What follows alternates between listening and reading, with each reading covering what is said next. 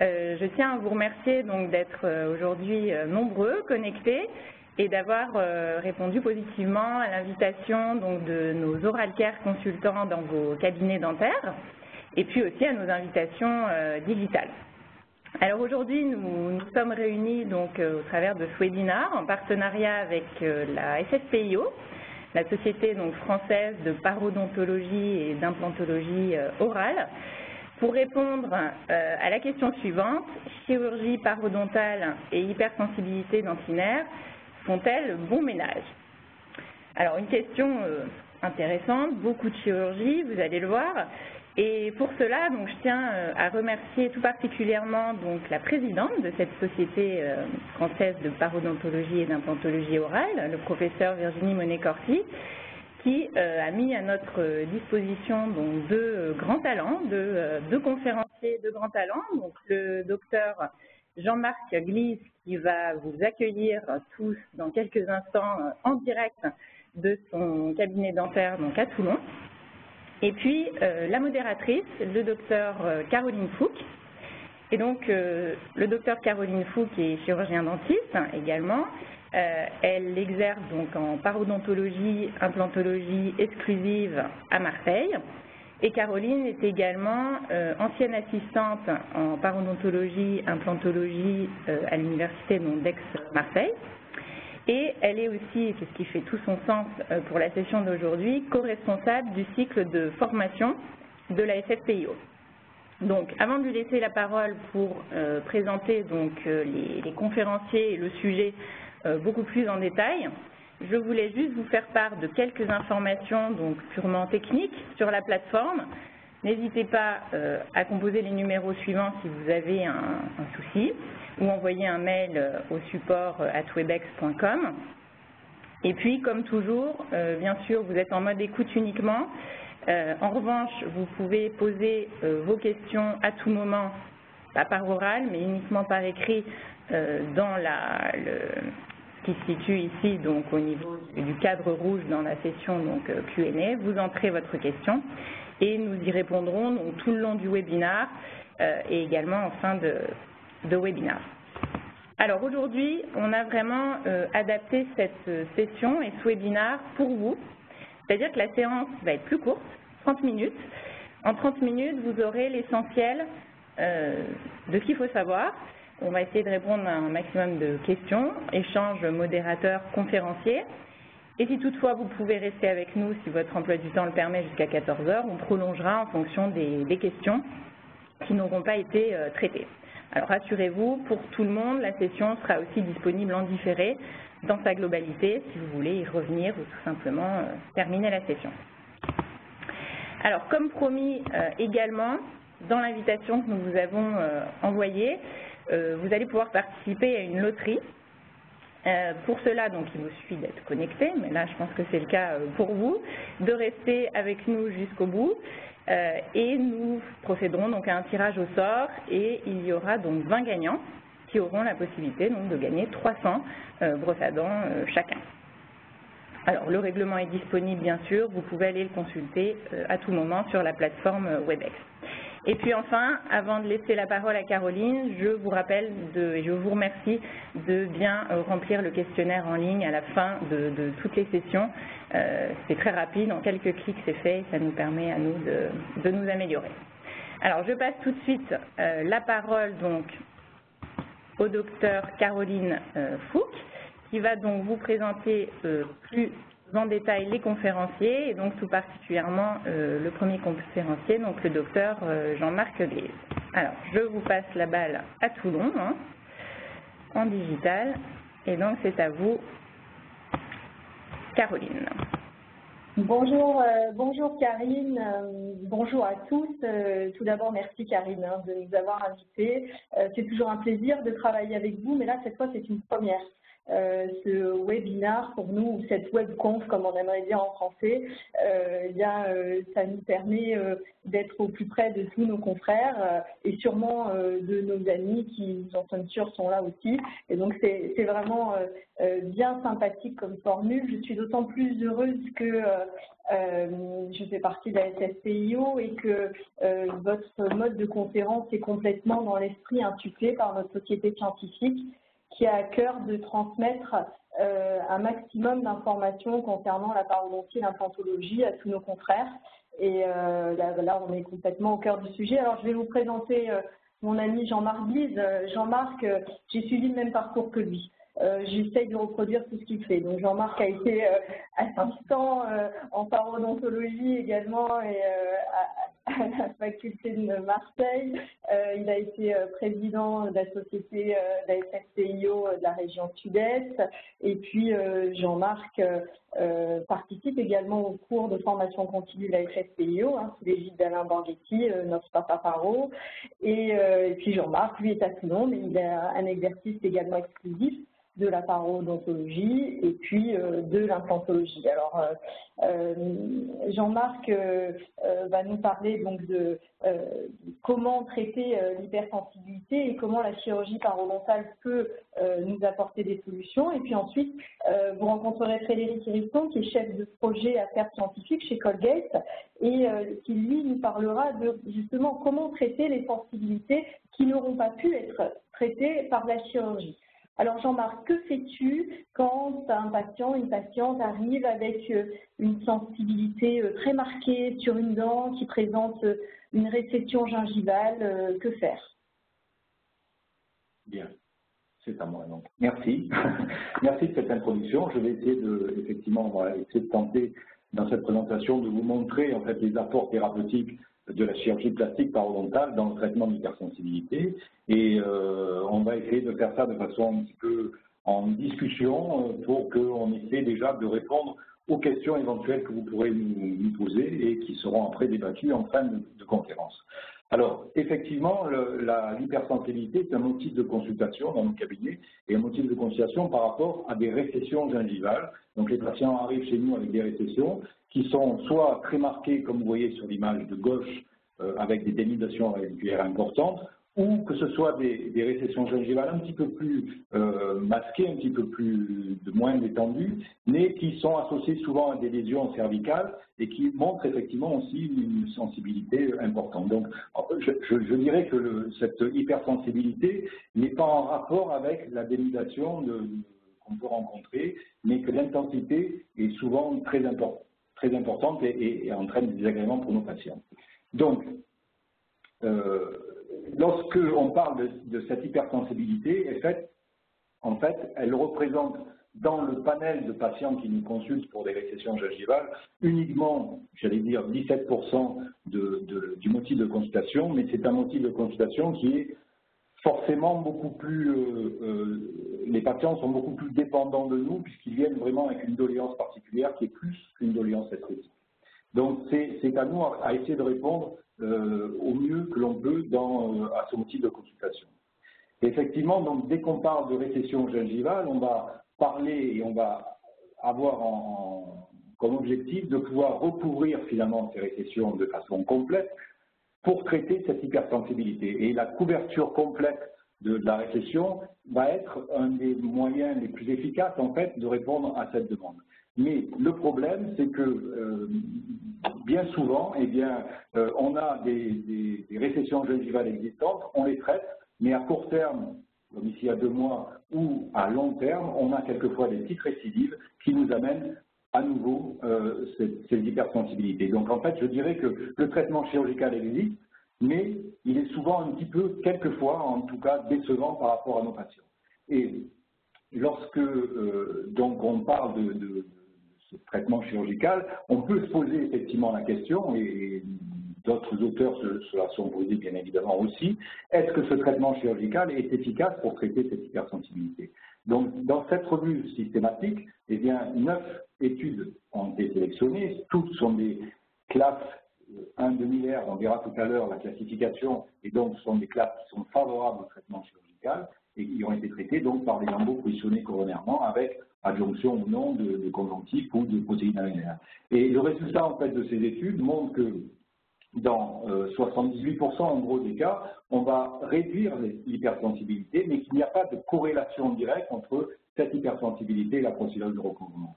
Donc en fait, ça nous laisse une marge de manœuvre qui est relativement importante, mais pas suffisamment pour pouvoir répondre en fait à tout ce que nos patients nous posent comme problème avec ces problèmes d'hypersensibilité. Dans un travail un peu plus ancien d'ailleurs, ça ne fonctionne plus, je ne peux plus dérouler. Ah ouais.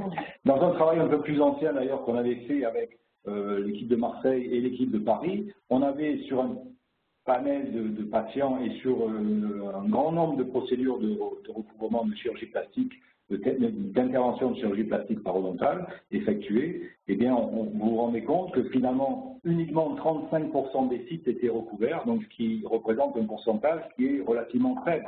Et donc, si on s'appuie uniquement sur cette technique chirurgicale, eh bien, on ne va pas pouvoir répondre effectivement à ces 17% de doléances que l'on a au départ. Donc, qu'est-ce que c'est qui va nous amener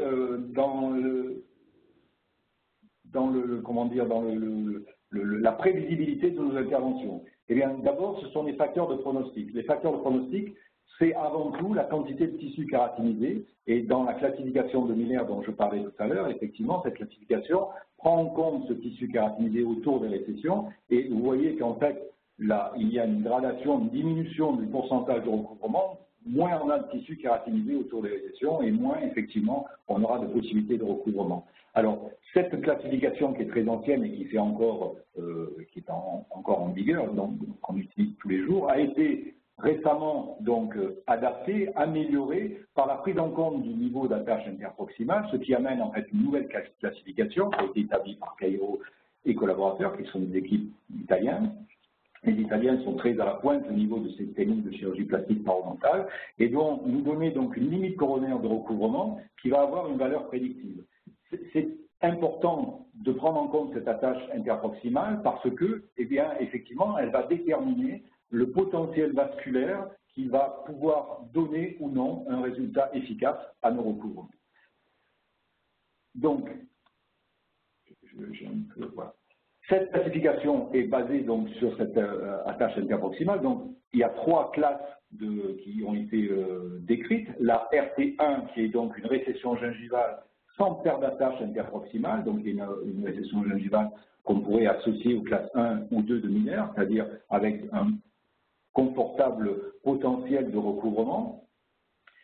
La classe numéro 2, c'est la RT2, qui, elle, présente en fait une récession gingivale, mais avec une perte d'attache interproximale qui ne dépasse pas la récession vestibulaire, où donc là, le potentiel vasculaire va être le différentiel entre les deux, et donc on a une possibilité de recouvrement.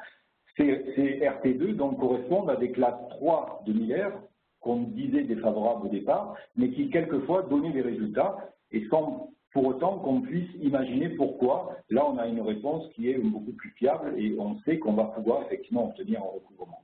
Et la dernière classe, donc, qui est la classe RT3, qui est donc une classe avec récession gingivale, où la perte d'attache interproximale dépasse en fait cette récession vestibulaire et où on n'aura aucune possibilité finalement de recouvrement possible par rapport à un potentiel vasculaire existant. Donc, cette prise en compte en fait du niveau d'attache interproximale va être un point clé dans l'élaboration de la prévisibilité en fait de nos interventions.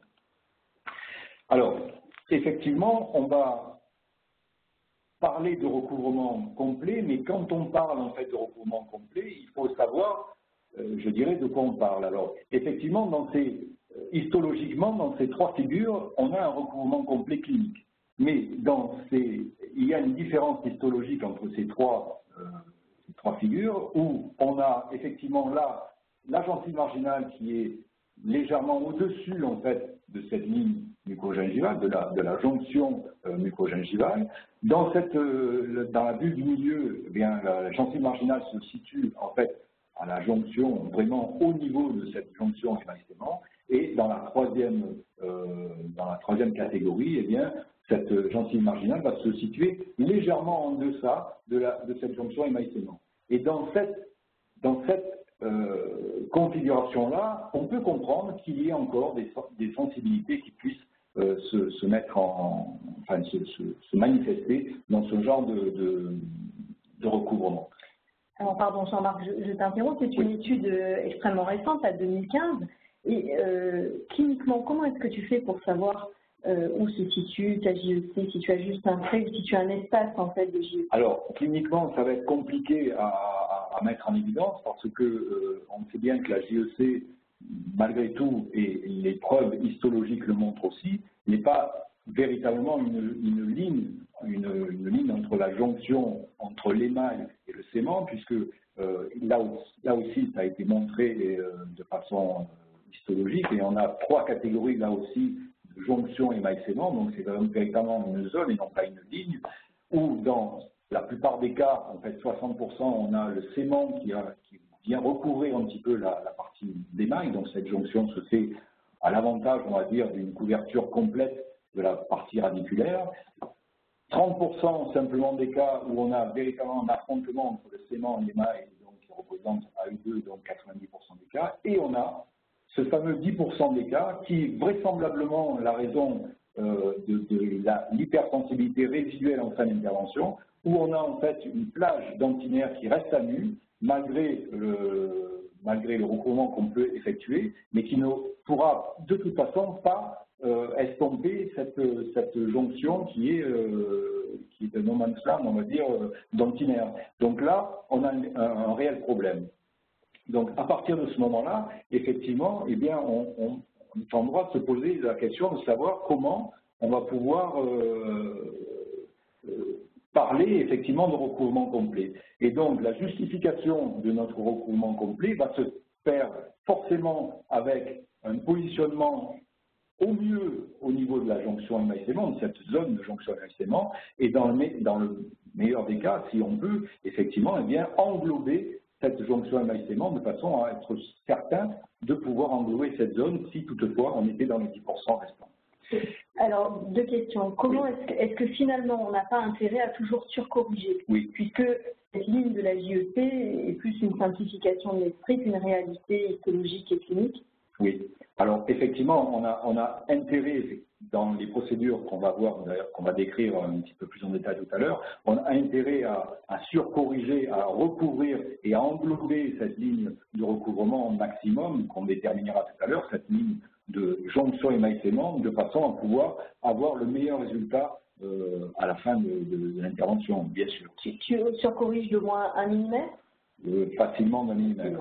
Facilement d'un millimètre. Hein. Il vaut mieux positionner finalement son tissu, même sur la partie coronaire, sur l'émail, tout en sachant qu'effectivement on n'aura pas de possibilité d'attache au niveau de cette zone-là, mais être sûr qu'on va pouvoir englober effectivement cette jonction entre l'émail et le sément. D'accord, et avoir une rétraction cicatricielle qui retombe finalement sur la zone anatomique de la JEC. On va en reparler tout à l'heure au niveau de cette ligne de recouvrement, mais elle est prévisible au départ. D'accord. Et alors, que fais-tu quand cette ligne que l'on imagine, cette démarcation entre la couronne et la racine, n'est plus visible du tout parce qu'elle a été gommée par de l'usure notamment? Alors, justement, il y a des procédures qui sont établies pour cela, parce que effectivement, si l'objectif c'est recouvrir ce genre de résection, eh bien, on sait bien que cette technique chirurgicale ne pourra pas et n'intéressera pas la partie coronaire. D'où l'intérêt, effectivement, dans ces lésions cervicales, de pouvoir, et on en décrira un petit peu plus en détail tout à l'heure, de pouvoir déterminer la part qui est coronaire de la part qui est radiculaire, effectivement.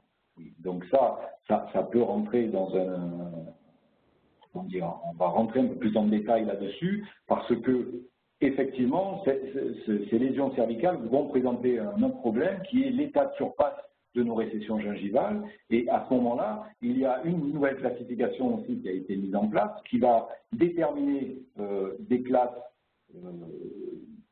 susceptibles d'être favorables, c'est-à-dire où la ligne mucogingivale, la zone mucogingivale en tout cas, est visible, et où l'usure de ces lésions, de ces récessions gingivales, n'est pas très importante.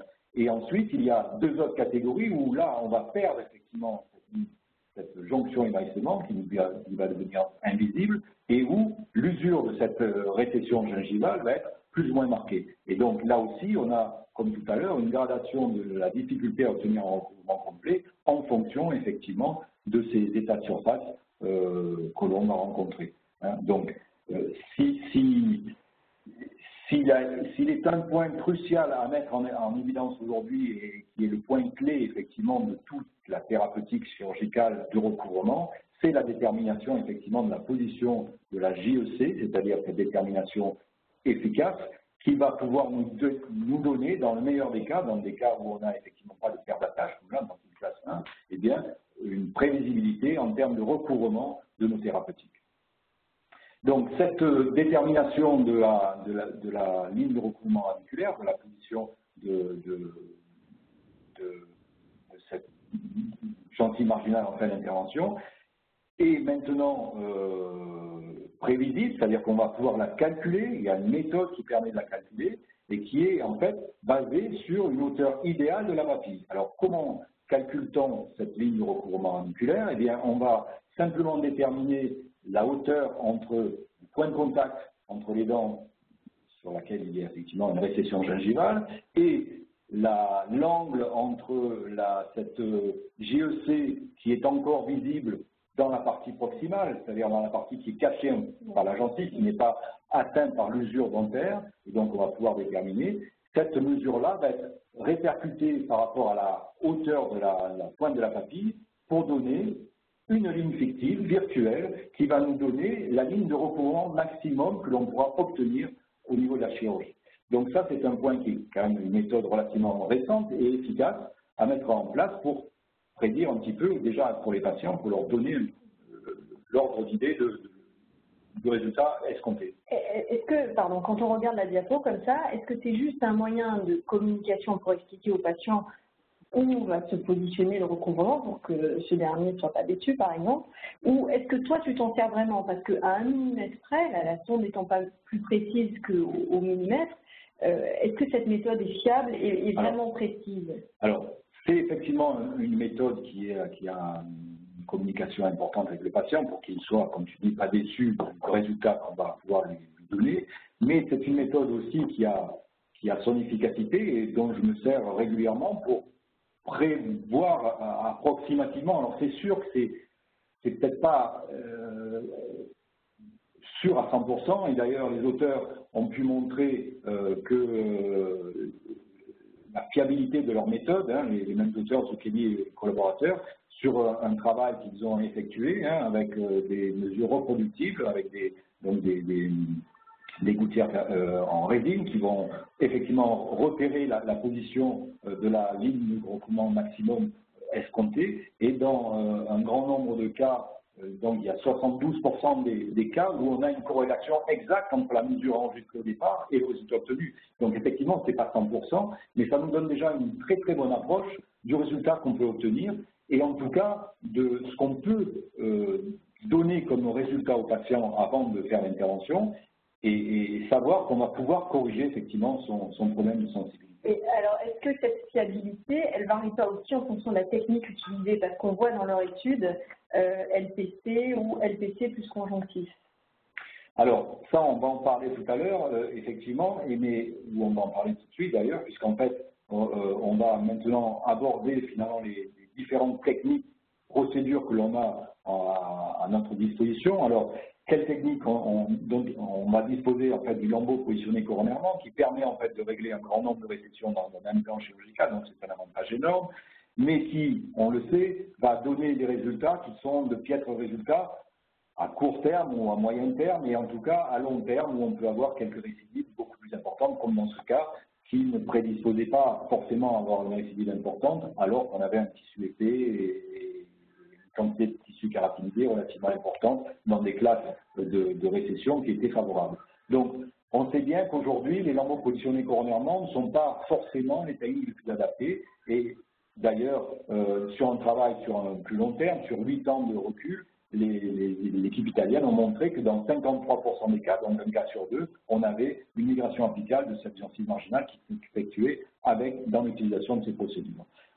D'où l'intérêt d'utiliser en fait, et de façon plus systématique, l'utilisation d'un greffon conjonctif qui va être positionné en fait sous nos lambeaux positionnés coronairement et qui permet en fait d'avoir à la fois un résultat beaucoup plus esthétique, mais en tout cas beaucoup plus fiable dans le temps et maintenu dans le temps. Donc ça, c'est un point capital, quelle que soit d'ailleurs la technique d'utilisation de ce greffon conjonctif, que ce soit avec un lambeau positionné coronairement ou que ce soit, comme dans ce cas, avec une technique de l'enveloppe, dans des cas défavorables, de classe 3 de Miller, comme on les nommait avant, ou de RT2 de Cairo, comme on les nomme maintenant, qui donnent en fait des résultats de recouvrement complet et surtout des résultats qui soient fiables dans le temps et stables dans le temps. Donc ça, la stabilité, elle est obtenue en fait par l'épaisseur et la quantité de tissu kératinisé qu'on va pouvoir effectivement apporter au niveau de ces récessions. Et d'ailleurs, les mêmes auteurs avaient fait une étude comparative entre les greffons conjonctifs sous les lambeaux positionnés coronairement comparativement contre donc, des lambeaux positionnés coronairement seuls, et où on voyait en fait que dans cette étude comparative, à 5 ans, on voyait que effectivement l'adjonction de tissu conjonctif non seulement stabilisait ces récessions dans le résultat que l'on avait obtenu rapidement, mais que même sur un long terme, on avait même une amélioration de ces résultats en termes de recouvrement complet. Donc, aujourd'hui, on peut dire que le consensus européen, dans les derniers travaux qui ont été édités à ce sujet, montre que la greffe de conjonctif est la meilleure technique prévisible, en tout cas, dans le recouvrement complet. Je vois sur ta diapo 51,5% de recouvrement complet. C'est pas beaucoup. On a un peu l'impression cliniquement d'avoir mieux, non, dans nos cabinets. Alors, c'est étrange comme résultat. Oui. Alors peut-être que toi tu as mieux parce que tu es beaucoup plus doué que moi, certainement. Non, toi aussi tu as mieux, Jean-Marc. Non. Généralement, effectivement, on a toujours l'impression que nos recouvrements sont complets. Et comme je disais tout à l'heure dans l'étude qu'a montré Penny Prato et son équipe, donc, où ils se sont vraiment attablés, enfin, ils ont essayé de voir ce que voulait dire effectivement un recouvrement complet. Bien souvent, cliniquement, on peut effectivement être satisfait de son recouvrement parce que la doléance d'hypersensibilité peut avoir disparu, peut être même très atténuée. L'esthétique est grandement améliorée de toute façon, même s'il reste 1 mm effectivement de résection résiduelle. Mais vous avez bien vu tout à l'heure, quand je vous ai montré au niveau histologique, que on n'est pas sûr du tout d'avoir un recouvrement complet dans l'esprit histologique. C'est-à-dire qu'on n'est pas sûr du tout de ne pas avoir ce petit hiatus ou cet espace en fait qui va être colonisé en fait par un épithélium simplement épithélial, enfin un tissu simplement épithélial, pardon, mais qui ne va pas apporter une attache effective au niveau de la racine et qui peut, dans le temps, effectivement, plus ou moins bouger et amener à nouveau une récidive au niveau de la récession. Donc, effectivement, ces recouvrements complets tels qu'ils sont décrits dans ces méta-analyses, qui sont des études relativement sérieuses sur lesquelles on fait des mesures très efficaces, eh bien, ne révèlent effectivement que 50% de recouvrement complet parce que ça correspond effectivement à la réalité.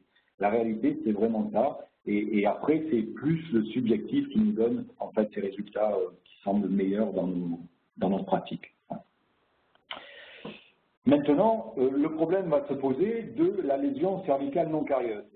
Ces lésions sont rencontrées bien souvent au niveau des récessions, elles sont associées au niveau de ces récessions. Et donc là, la détermination de cette jonction émaillissement, vous avez vu qu'elle était compliquée, mais grâce à cette méthode de mesure en fait du recouvrement radiculaire, on va pouvoir effectivement là aussi adapter des procédures thérapeutiques en fonction effectivement de ces lésions cervicales. Alors Zucchelli et son équipe ont mis au point en fait toutes ces procédures de travail sur un grand nombre de cas. Je vais résumer simplement dans 3 grandes cas de figure où on va avoir par exemple la ligne de recouvrement maximum lorsqu'on la mesure, eh bien va se situer soit au niveau de la jonction émail-sément, soit légèrement au-delà de cette jonction émail-sément, dans des cas très favorables.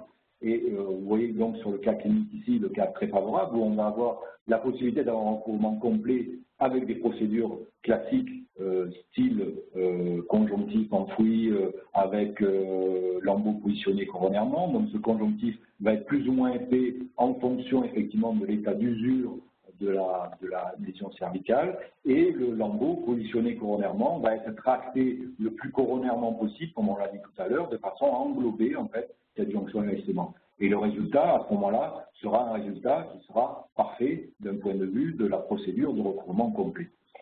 Pour ceux qui liraient cette publication, les Italiens, eux, dans ce cas de figure très favorable, préconisent un lembeau positionné coronairement seul. Oui. Toi et moi, tu es d'accord? Alors, ils le préconisent lorsque l'abrasion cervicale est modérée. À partir du moment où cette abrasion devient beaucoup plus importante et creusée de façon plus importante, le conjonctif va pouvoir augmenter finalement et stabiliser de façon meilleure en fait le caillot sanguin. Et on sait bien que dans toutes les procédures de régénération, les techniques finalement de recouvrement auriculaire sont de mini-procédures de régénération. Ce qui est important, c'est cette stabilisation du caillot sanguin sous nos lambeaux. Donc effectivement, dans ce cas de figure, j'ai pris exprès ce cas-là où la récession, l'usure était importante pour justifier finalement de l'utilisation des conjonctifs, mais qui pour nous, dans notre pratique, je sais bien, toi comme moi d'ailleurs, puisqu'on a la même école, Alain Borghetti et entre autres, eh bien, on sait qu'on utilise systématiquement des conjonctifs parce que les études aussi le montrent, c'est la meilleure stabilisation à long terme. Donc pourquoi se priver d'une telle aubaine, quoi. Pour en revenir donc à nos lésions, eh bien, la deuxième cas de figure, on va dire schématique, c'est lorsque la ligne de recouvrement maximum qui est obtenue et mesurée tombe au milieu, en plein milieu ou plus ou moins décalée par rapport à la lésion cervicale présente, et où on sait pertinemment que l'on ne pourra pas recouvrir avec nos procédures chirurgicales l'entièreté de cette lésion et de cette résection gingivale. Donc là, effectivement, il va y avoir des procédures adjointes, des procédures de restauration avec des adjonctions de résine composite. Bien souvent, c'est ces cas de figure qu'on rencontre, c'est-à-dire des patients qui viennent dans nos cabinets avec des composites déjà qui traitent l'ensemble de la résection gingivale, y compris la partie qui pourrait être traitée simplement par une face chirurgicale. Et donc, on va éliminer le composite qui est en trop, pour pouvoir garder seulement le composite qui intéresse uniquement la partie coronaire que l'on ne pourra pas recouvrir. Et donc à ce moment-là, bien les procédures sont à faire avant de faire la chirurgie, où on va effectivement mettre en place les composites cervicaux, et puis ensuite la procédure classique de conjonctif enfoui et positionnement coronaire qui va là aussi essayer d'englober cette ligne de recouvrement maximum. Et le résultat donc donne effectivement une intégration correcte de ces restaurations composites, mais une intégration correcte aussi du tissu marginal qui vient là aussi traiter la récession et traiter l'hypersensibilité, puisque dans ce genre de lésion, on a souvent des sensibilités associées. Le dernier cas de figure, c'est en fait lorsque la ligne de recouvrement maximum ne peut pas recouvrir en fait la lésion cervicale ou très légèrement, et là on va avoir affaire donc à des procédures simplement de restauration composite qui vont pouvoir régler le problème simplement par des adjonctions de résine composite qui vont reformer en fait cette zone coronaire, et notre geste chirurgical sera là simplement d'essayer d'englober cette ligne de recouvrement maximum, d'englober cette jonction par un lambeau positionné coronairement seul, qui va permettre en fait de pouvoir avoir un contour qui, on le voit, ne pouvait pas être traité uniquement par voie chirurgicale. Donc, pour finir un petit peu sur ces techniques, on va dire composées à la fois de greffe de conjonctif et de résine composite, eh bien, la question qui pourrait nous venir à l'esprit, c'est de savoir est-ce qu'il y a une innocuité ou est-ce qu'il y a un problème particulier à utiliser ces résines composites ou ces résines veriodomères sous des lambeaux, sous des greffes de conjonctif. Est-ce que ça ne va pas entraîner forcément une inflammation? Est-ce que ça ne va pas générer finalement un résultat moins bon? eh bien... Et est-ce que ça n'a pas de risque de se décoller sans qu'on ait un contrôle visuel là-dessus, exactement, recréer une carie, un autre problème? Voilà. Alors effectivement, toutes ces questions qui nous viennent à l'esprit restent aujourd'hui, on ne va pas dire sans réponse, parce qu'il y a quand même des auteurs comme là, dans ce travail que je vous montre, qui ont réfléchi un petit peu à la chose et qui montrent finalement dans ce travail que comparatif entre des greffes de conjonctif et des greffes de conjonctif associées à des restaurations de méridionnaires, eh bien qu'il n'y a pas effectivement de différence statistique, que la présence de la restauration n'empêche pas le recouvrement et le recouvrement n'induit pas en fait d'inflammation. Donc ça c'est pour nous déjà un point important de savoir que ces restaurations sont relativement sans conséquences. Mais ce qui est important aussi dans ce travail, c'est qu'elle montre aussi que dans le temps, eh bien, ces restaurations peuvent avoir un impact sur la diminution de la sensibilité puisqu'on va réellement traiter le problème dans sa globalité. Alors maintenant, pour revenir dans ta question et savoir s'il y a une réelle innocuité à 100%, je dirais non, bien entendu. On a, nous, dans notre pratique, l'habitude de pouvoir éliminer le maximum de ces tissus, de ces matériaux restaurateurs pour essayer de faire en sorte que nos techniques chirurgicales, nos conjonctifs que l'on va mettre en place, puissent effectivement prendre le pas là-dessus et puissent effectivement faire une véritable attache conjonctive sur la racine. Oui. Mais dans certains cas, dans la majorité des cas, on peut le faire, mais dans les cas où on a effectivement associé ces lésions cervicales qui sont à cheval entre la partie coronaire et la partie radiculaire, on sait bien que de toute façon qu'on sera amené à faire des restaurations composites. Et donc, très grave il vaut mieux savoir que déjà, voilà, il vaut mieux savoir qu'il n'y a pas trop de problèmes dans ce genre de restauration. Quant effectivement au fait que le collage peut, comme tout collage, se décoller, c'est le problème effectivement des reprises de caries qui peuvent s'effectuer. Et là, je n'ai pas de réponse à vous apporter, et malheureusement, et donc je ne pourrais pas répondre. Je suis désolé. Donc, pour conclure un petit peu, alors, simplement aussi cette étude qui était intéressante aussi, parce qu'elle montrait qu'on pouvait même avoir sur certaines restaurations une amélioration même du résultat avec un cripping attachment, c'est-à-dire une cicatrisation secondaire qui pouvait s'effectuer sur les matériaux restaurateurs. Donc, ce qui nous rassure un tout petit peu lorsqu'on a ces matériaux qui sont mis en place avant de faire une chirurgie. Mais n'oublions pas quand même que dans les études de Santa Maria et collaborateurs, d'un point de vue histologique, on n'a pas d'attache sur ces matériaux. Non, on n'a pas d'attache et effectivement, ce sont des longs zones de jonction, donc ce sont des zones fragiles, effectivement. Mais on est là pour essayer de répondre à une problématique qui est une problématique de sensibilité dans ces cas-là. Bon, ça peut être aussi une problématique esthétique, hein, on est d'accord, mais aujourd'hui, on doit traiter en fait cette sensibilité. Et effectivement, lorsqu'il y a des lésions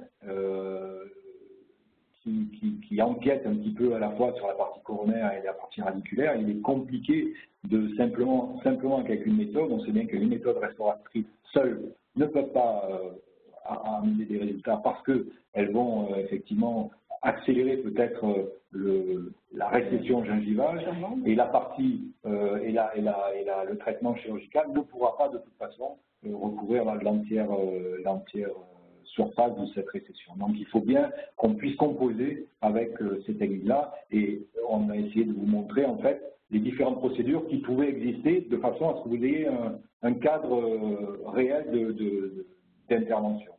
Donc, je dirais que pour conclure en fait sur ma présentation, on va essayer d'avoir 3 questions. La technique la plus efficace en termes de recouvrement et de réduction de récession, eh bien, on sait aujourd'hui, et c'est un consensus mondial, je ne veux pas dire uniquement européen, mais le consensus de l'AAP, de l'American Academy de Paro, a fait la même chose, c'est-à-dire que c'est effectivement l'utilisation des greffes de conjonctif ou des protéines améllaires. On n'a pas abordé le sujet aujourd'hui, mais c'est aussi un moyen efficace de pouvoir réduire ces récessions gingivales et d'avoir des recouvrements complets. Si maintenant on a des lésions cervicales non carieuses à traiter, eh bien on va y adjoindre des rétines composites dans la mesure où elles font partie de la reconstruction coronaire de ces lésions-là. Et en fait, en termes de traitement de l'hypersensibilité, eh bien, on va soit utiliser uniquement des conjonctifs avec des lames-occlusions micronervantes, soit utiliser des résines associées si l'abrasion cervicale est plus importante. Donc, en fait, aujourd'hui, on a quand même une réponse à apporter dans ces cas d'hypersensibilité. Et je dirais en conclusion générale que ce qui est important avant tout, avant de se jeter peut-être sur une intervention chirurgicale, parce qu'on a vu un conférencier où on a fait un stage, c'est d'étudier correctement en fait la morphologie de la lésion, de voir la qualité des tissus en présence, de voir la surface de recouvrement qu'il va falloir traiter, de voir déterminer avec précision la jonction émail-sément et de traiter étiologiquement effectivement ces lésions cervicales non carieuses et ensuite d'adapter notre technique chirurgicale à tous ces impératifs et tous ces facteurs pronostiques et surtout obtenir un tissu épais parce que c'est la seule garantie d'une stabilisation dans le temps. Bien, Jean-Marc, je te remercie. Peut-être pourrais-tu laisser momentanément ta place à Frédéric, afin qu'il nous parle avec autant de force et de conviction que toi de la façon de traiter les sensibilités qui n'ont pas pu être résolues par la chirurgie finalement, Frédéric, c'est ça? C'est bien ça, en effet. Je vais juste avancer un petit peu le lien.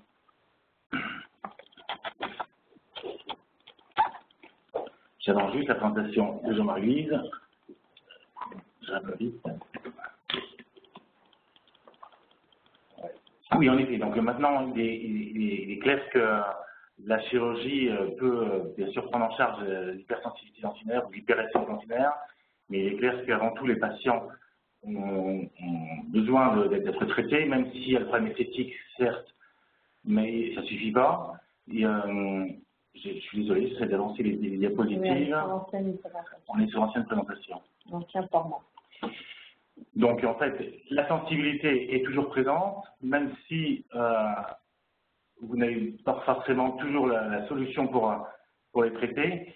Alors, nous allons voir un petit peu comment on peut faire pour la traiter. Il est clair que le traitement idéal pour les traiter, c'est un traitement, bien sûr, qui soit une obturation des canalicules.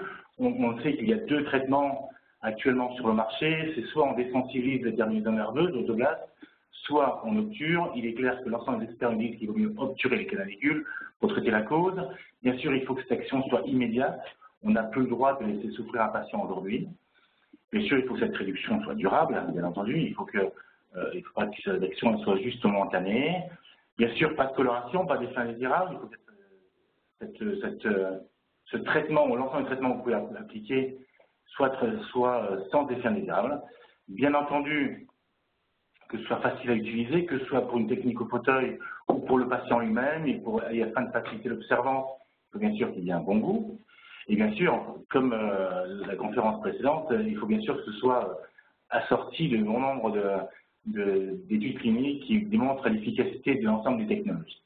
Alors, la solution qu'on vous propose, nous, depuis quelques années, c'est la technologie ProArgine, qui est une association d'argine, qui est un acide aminé associé à un carbonate de calcium. Le tout, c'est que cette structure argine-calcium est une structure positive, et sachant que la dent est particulièrement adentine et chargée négativement, il va y avoir un précipité. Et ce précipité va traiter, obturer l'ensemble des canalicules. Cette technologie est présente actuellement au fauteuil avec une pâte désensibilisante qu'on va appliquer avec une cupule en caoutchouc. Puis après, en relais, on va pouvoir prescrire, conseiller le dentifrice, la solution fluorée qui contient la même technologie, l'arginine, et également du fluor. Alors, bien sûr, les produits gencives et les sensibilités ne sont pas forcément bon ménage, parce que bien souvent, c'est le premier motif de consultation, la sensibilité, parce qu'il y a une restriction. Alors, il faut bien sûr innover. L'innovation qu'on vous propose aujourd'hui, c'est toujours la technologie ProArgine, c'est-à-dire association d'argine et de calcium associée à du zinc. On sait que le zinc est un antibactérien, et le produit qu'on vous propose, c'est Elmex dentifrice professionnel répare et prévient. Ce dentifrice répare et prévient a deux actions. La première action, bien sûr, c'est réparer immédiatement et durablement la sensibilité, et elle a été démontrée dans deux études cliniques. La première, en fait, par Cahar, qui nous montre clairement que versus, d'une part, un premier dentifrice au fluorure, un deuxième qui contient la technologie ProArgine, et puis le troisième ProArgine plus du zinc, eh bien en fait, on a une efficacité réelle immédiate après l'application au doigt, et également à 7 jours, elle est significative, mais qu'il n'y a pas de différence significative entre LMEX en lessive réparée très bien et LMEX en lessive professionnelle. Mais notre étude également, par Bonetta, a été montré l'efficacité sur 8 semaines, avec une réduction significative très très importante versus bien sûr le groupe contrôle. Alors, deuxième action, puisqu'il faut aussi prévenir l'ensemble des problèmes de gencives, eh bien là on retrouve à des fondamentaux, les différents modèles, c'est-à-dire Finless and Le et puis Guggenheim, c'est-à-dire la réduction de la gingivite et la réduction de la plaque. Eh bien on voit qu'après 6 mois, on a une réduction de 26% de la gingivite et 14% de la réduction de la plaque. Clairement, on prend en charge là les problèmes de gencives et surtout on les prend en amont. On prévient l'ensemble des maladies, pas l'ensemble, mais une partie des maladies parentales qui sont souvent associées à la sensibilité. En clair, sur cette technologie, c'est toujours l'arginine associée à une carbocalcium. On ajoute des sels de zinc, soit sous forme de citrate et sous forme d'oxyde, pour une utilisation bien sûr régulière et quotidienne. Deux actions, on répare l'hypersensibilité en obturant les canalicule et on prévient l'ensemble des problèmes de gencives avec le zinc. Mais ça ne suffit pas. On a vu clairement aussi qu'une étude a été réalisée il y a un petit peu plus de 2 ans sur 1622 patients français souffrant tous d'hypersensibilité antinale, et on s'est aperçu que 59% de ces patients souffrant d'hypersensibilité n'utilisaient pas de produits pour les sensibilités. Eh bien en fait, nous innovons avec une nouvelle technologie, un nouvel outil, c'est un stylo associé à une brosse à dents. Vous allez pouvoir vous brosser les dents et surtout pour l'ensemble de vos patients qui ne veulent pas changer de dentifrice, ils vont pouvoir utiliser cette brosse à dents associée à ce stylo et tourner et à faire sortir du gel. Tout simplement, c'est un gel blanc qui contient le même ingrédient, la technologie ProEnzyme. L'appliquer, se masser directement sur la zone sensible, rincer et c'est tout. Prise en charge immédiate de la sensibilité. Ça a été testé dans de nombreuses études pour une application immédiate et une application durable, bien sûr. Et bien sûr, ça viendra bien sûr en complément de l'ensemble des technologies que vous allez pouvoir avoir. En fait, maintenant, on a besoin de vous proposer une solution complète pour l'ensemble de vos patients, qui a une sensibilité légère, une sensibilité puissante, outre les recouvrements radiculaires qu'on va pouvoir avoir, on va pouvoir leur apporter une solution, d'une part au fauteuil avec la pâte désensibilisante, des dentifrices, des solutions, mais également maintenant prendre en charge les problèmes de gencives et bien sûr la sensibilité avec ce tout nouveau produit, LMEX Connective, sous forme de stylo. Voilà, je vous remercie de votre attention. Je crois que je laisse la parole aux questions maintenant. Donc je laisse la parole à Caroline. Et, alors, nous avons reçu quelques questions. Je laisse passer Jean-Marc peut-être. Jean-Marc, voilà.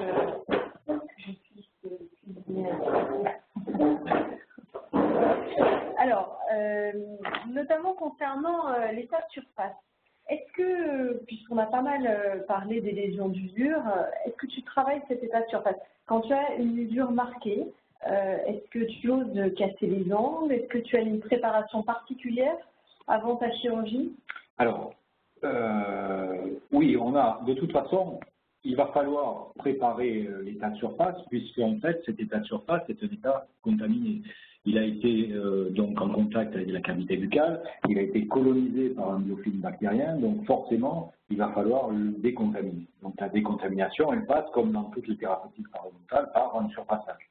Ce surfaçage peut être effectivement agressif et peut-être même traumatique, et voire même peut augmenter la sensibilité. On le sait qu'après les surfaçages, effectivement, la sensibilité peut augmenter. Elle va s'atténuer dans le temps, effectivement, mais elle va augmenter. Alors, le problème que l'on a avec les récessions et le traitement des récessions gingivales, c'est que on ne va pas pouvoir maîtriser aussi bien cette zone-là en post-opératoire, puisqu'en fait, il y a soit le conjonctif, soit notre lambeau qui va recouvrir cette zone-là. Donc, la petite zone qu'on a décrite tout à l'heure, la petite zone de jonction émaillement qui n'est pas recouverte, effectivement, eh bien, on va pouvoir utiliser à ce moment-là ces adjuvants thérapeutiques, dont vous a parlé Frédéric Hérisson tout à l'heure, qui vont être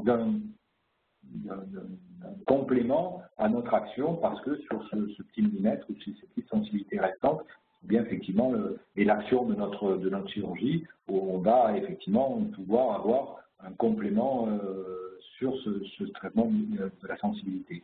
Maintenant, en termes de forme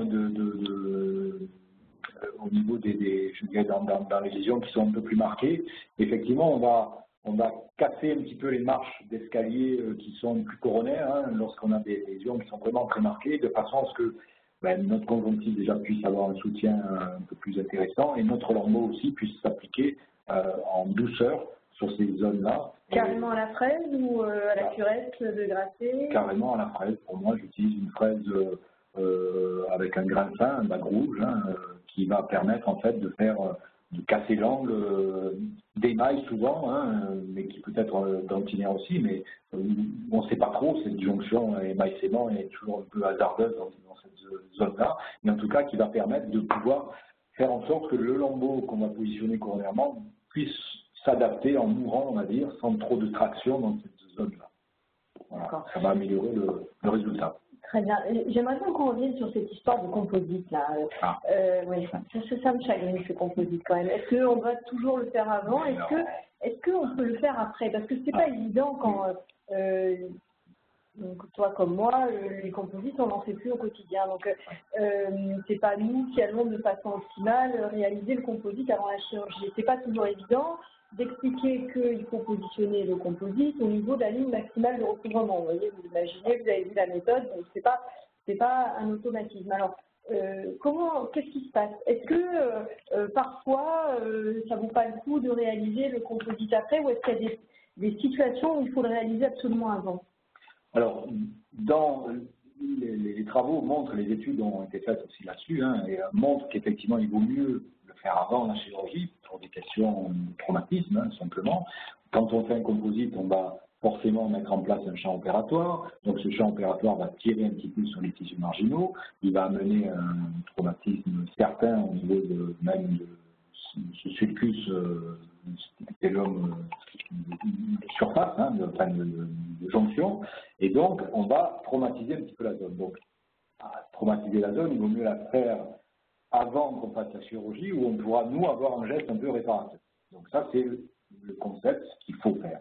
Maintenant, effectivement, on est confronté, je ne vais pas dire quotidiennement, mais régulièrement, en tout cas, au fait qu'on travaille avec des correspondants, donc des praticiens qui nous adressent des patients pour des récessions gingivales, et sur lesquels on doit avoir effectivement un langage, une communication sur la procédure qu'on va mettre en œuvre. Et donc, quand on demande à faire des composites, et avant de faire les interventions, moi, ce que je fais systématiquement, c'est que je leur donne un canevas en disant, bon, il faut recouvrir la partie dénudée radiculaire, tant pis s'ils recouvrent plus que ce qu'il faut. Moi, pendant ma phase chirurgicale, je vais amener et éliminer en fait le composite qui est en surplus de façon apicale pour l'amener à ma fameuse ligne de recouvrement maximum. Et je préfère faire ça, plutôt que de leur donner à faire le composite après, où là, eh bien, on sait bien que on ne va pas maîtriser le geste, où ils vont être un petit peu plus moins audacieux dans leur mise en place du champ opératoire, ou même du polissage, même du composite, parce qu'ils ne veulent pas trop toucher au sillon gingival, parce qu'on a travaillé, parce que le résultat est sympa, et que donc, eh bien, on va avoir des composites qui à la longue vont déborder ou vont s'infiltrer et finalement vont pas rendre le service. Donc, dans la mesure du possible, oui, il vaut mieux le faire avant. C'est arrivé, et ça arrivera encore, je suppose, qu'on le fasse après. Mais c'est pas ce qu'il faut retenir. Hein. Il faut vraiment faire passer un message, c'est aussi celui-ci, c'est-à-dire qu'il faut qu'on travaille ensemble. Et généralement, les praticiens qui sont nos correspondants le font, hein, et se plient bien à nos exigences aussi. Et il faut qu'on travaille ensemble pour le bien en fait de la résolution du problème. Tout particulièrement finalement lorsque la ligne maximale de recouvrement se situe au point le plus profond de la lésion d'usure. Parce que là, après, assurer l'étanchéité après la greffe, c'est impossible. Effectivement, si vous avez un recouvrement chirurgical qui englobe une partie de cette lésion et que dessous, en fait, on a un vide, et qu'il va falloir combler parce que forcément il y a un tel manque cervical, un tel manque dentinaire qu'on va mettre un composite. Là, ça va être compliqué, effectivement, sans trop tirer au niveau des tissus, il y a une attache qui se fait. Donc là, c'est impossible. Donc effectivement, dans ces cas de figure-là particuliers, c'est-à-dire où on a des lésions qui sont très profondes, si le composite n'est pas fait avant, on peut remettre la chirurgie. Un dernier mot sur l'hypersensibilité. On est d'accord, après un surpassage, une chirurgie de débridement, pas forcément une greffe, on a un pic d'hypersensibilité. Comment tu préviens tes patients? Qu'est-ce que tu leur dis? Au bout de combien de temps ce pic se réduit? Alors, c'est très variable en fonction des patients, la réduction de l'hypersensibilité, c'est vrai. C'est vrai qu'après des thérapeutiques initiales chirurgicales, de surfaçage, j'allais dire chirurgical, non chirurgical, on a une augmentation de cette sensibilité. Si elle n'existait pas au départ, elle existe, et si elle existait, elle est exacerbée. Donc il faut prévenir effectivement les patients de cet état de fait, et prévenir même cet état-là en prescrivant, en prévention, on va dire, même, ou en traitement s'il y a déjà des sensibilités existantes, en prescrivant déjà les produits adaptés qui sont des produits désensibilisants dont on vous a parlé. Et je dirais que dans les cas, par exemple, de récession gingivale où il y a déjà des sensibilités, moi, pour ma part, en fait, je donne d'abord des produits désensibilisants aux patients avant d'intervenir chirurgicalement. Je préfère intervenir chirurgicalement sur un terrain qui est déjà apaisé, je vais dire, même si ce n'est pas forcément traité, mais apaisé, plutôt que d'intervenir sur un terrain qui est hypersensible. Très bien. On a encore une question de la plateforme. Il y a eu des questions, peut-être on pourra y répondre aussi par mail plus tard. Une dernière question, Frédéric, qui nous arrive? Je ne sais pas. Je ne vois pas arriver les questions. Alors, moi, je t'ai vu sur une diapo, là, suturer ton greffon conjonctif avec un fil résorbable. C'était un cas particulier sous le lambeau. C'était assez exceptionnel ou tu le fais régulièrement? Je le fais systématiquement. J'en profite pour prendre un peu des petites astuces. Bien. Il nous reste 2 minutes pour conclure. À moins que Karine ait la question à nous poser, peut-être. Oui. Alors, visiblement, Karine veut nous parler. Voilà, c'est fait. Alors, j'espère que vous m'entendez, parce que moi je vois plus grand-chose. Donc en effet, il nous reste, je crois qu'on avait une question. Alors, nous avions une question. Qu'en est-il du paramètre tabac et quel type de brossage doit-on effectuer? Alors, on va pouvoir essayer de répondre à cette question. Je vais vous repasser la balle et puis ensuite, repassez-moi la balle et puis on conclura. Alors, comment je fais là? Je parle? Je passe la balle. Le paramètre tabac, c'est ça? Dans le brossage. Ouais. Dans le brossage? Pas trop fort, hein? C'est bon? Vous entendez encore? En fait, c'est qu'en est-il du paramètre tabac et quel type de brossage doit-on effectuer? Alors, je passe la balle. Là, si je parle, c'est bon, hein? On m'entend ou? Pas sûr. Réponds au langage intime. Ouais. Oui, on vous entend, vous pouvez répondre. Apparemment, c'est bon. Alors, le paramètre tabac, oui, alors le paramètre tabac est un paramètre qui est notre bête noire en parodontologie dans toutes les cas de figure, bien entendu. Alors, il y a des études qui ont montré qu'effectivement, le tabac, la continuation en fait, du tabac, fait qu'on a une aggravation, même potentiellement, on a un plus grand nombre de récidives. Donc, effectivement, dans la plupart des cas, on essaie de faire diminuer en tout cas la consommation du tabac. Mais on n'a pas vraiment de réponse. On sait que c'est pas. Enfin, moi, je sais que je n'ai pas de réponse. Ce qui est sûr, c'est que souvent chez les fumeurs, enfin, surtout chez les fumeuses, on assiste à des usures plus marquées parce que certaines brossent frénétiquement après chaque cigarette. Voilà, donc, en termes de brossage, il vaut mieux utiliser des brosses souples, bien sûr, pas de brosses dures ni de brosses médium. Et dans la mesure du possible, moi je conseille systématiquement l'utilisation d'une brosse électrique dans les cas de récession parce que justement ce sont des brossages adaptés et efficaces dans le temps et il n'y a pas de possibilité de d'avoir des pressions trop importantes, puisqu'il y a des mécanismes qui le prévoient. Et donc, on change la méthode de brossage, qui change aussi la façon d'aborder un petit peu sa bouche, et ce qui change aussi, et qui apporte en fait une amélioration en termes d'hypersensibilité aussi. Donc, ce n'est pas uniquement que nos interventions, mais il y a la prise de conscience aussi de la façon dont on va s'occuper en fait de ses dents et de sa bouche. Bien, Jean-Marc, je crois qu'il nous appartient de repasser la main à Karine, de vous remercier encore une fois, Karine, et toute votre équipe là, de nous avoir sollicités. Et je vous dis à très bientôt à tous au congrès de Lyon, de la SFPIO, oui, mais ça aussi, du 2 au 4 juin, nous y serons. Voilà, on pourra continuer à répondre à vos questions. Jean-Marc sera là. À bientôt. Merci beaucoup à vous deux, en tout cas de votre présence, de ce magnifique duo. En tout cas, on nous l'avait promis, on l'a eu. Bon, il reste 2-3 petites questions auxquelles on n'a pas répondu. On y répondra par mail sans souci, puisque là, il est vraiment 14 h, on va quitter. Et je vous remercie par avance donc de compléter le questionnaire de satisfaction. Et puis, je pense qu'on peut déjà dire qu'on se donne rendez-vous donc à la fin de l'année pour un nouveau webinar avec la SFPIO, à nouveau. Voilà. Donc, j'en dis pas plus et puis à très bientôt. Au revoir à tous. Au revoir, merci. Au revoir.